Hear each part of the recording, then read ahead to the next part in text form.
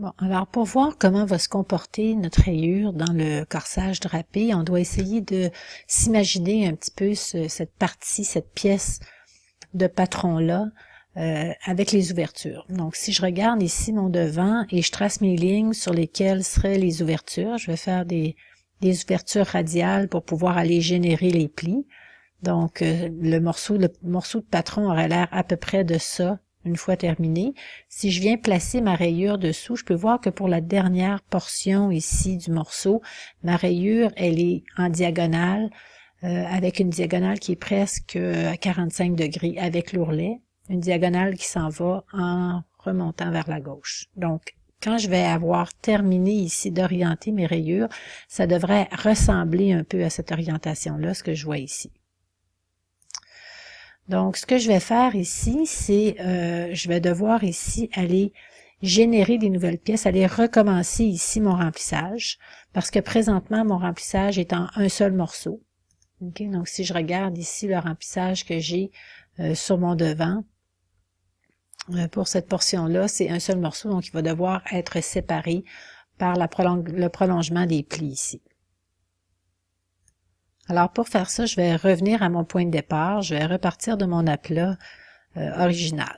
Okay, donc, je vais rendre ici celui-là non visible et je vais repartir tout simplement avec mon aplat blanc.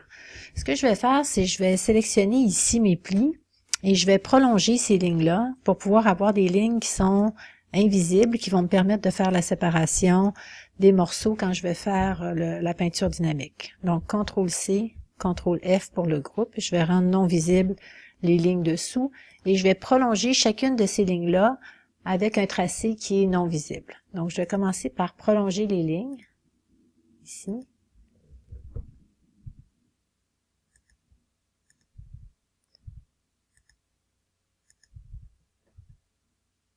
Et la dernière. Et ensuite, je vais rendre chacune de ces lignes-là dans un tracé invisible parce que je ne veux pas voir les tracés noirs ici. Maintenant, je vais recommencer ici ma sélection. Contour, tracé non visible, ligne de couture qui sépare la bande du corsage. J'enlève toutes les couleurs de remplissage et j'utilise peinture dynamique en utilisant la rayure ici pour faire mon remplissage. Donc 1, 2, 3, 4, 5 zones de rayure que je vais pouvoir pivoter pour donner plus de réalisme. Et ici, je vais aller chercher la couleur bleue de ma bande.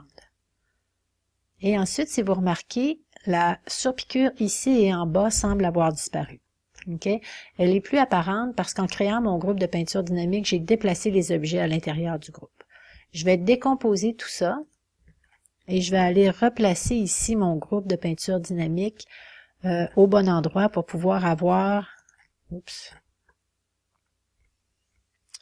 pour pouvoir le voir ici à l'intérieur, côté gauche. Donc, je vais prendre mon groupe ici et je vais venir le placer juste par-dessus ma manche pour me permettre de voir mes surpiqûres. Et ici, je vais rendre visibles les plis pour qu'on puisse les voir aussi correctement. Je suis maintenant prête à procéder à la rotation. Donc, tout à l'heure, on se rappelle ma rotation dernière. Ici, les rayures doivent se diriger à peu près dans ce sens-là. Donc, chacune des rotations, je pourrais commencer par la dernière. Ça n'a pas vraiment d'importance. Là, je peux faire rotation ici, accent grave. Et je sais que ma rayure doit être à peu près comme ça au final. Donc là, je vais y aller progressivement en faisant une rotation qui est graduelle.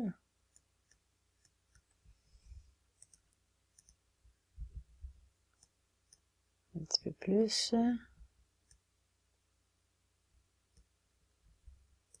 Et celle-là ici. Légère. Et maintenant, ce que je vais faire, c'est que je vais déplacer mes rayures, toujours avec accent grave, pour les faire arriver. Oups, CTRL-Z, une à la fois. Donc ici, avec l'outil de sélection, toujours avec accent grave, je vais déplacer ici mes rayures pour qu'ils arrivent à peu près vis-à-vis les lignes. Donc, je peux utiliser soit manuellement ou je peux utiliser les flèches sur le clavier. Donc, c'est sûr que ça peut pas arriver partout, mais ce qu'on va chercher à faire, c'est avoir la rayure la plus près possible dans la partie qui devrait normalement se voir où est-ce que j'ai pas de pli. Ici. Et le dernier. Celui-là, il pourrait peut-être avoir une rotation un petit peu plus forte, donc je vais corriger un petit peu pour être plus dans un entre-deux. Comme ça ici.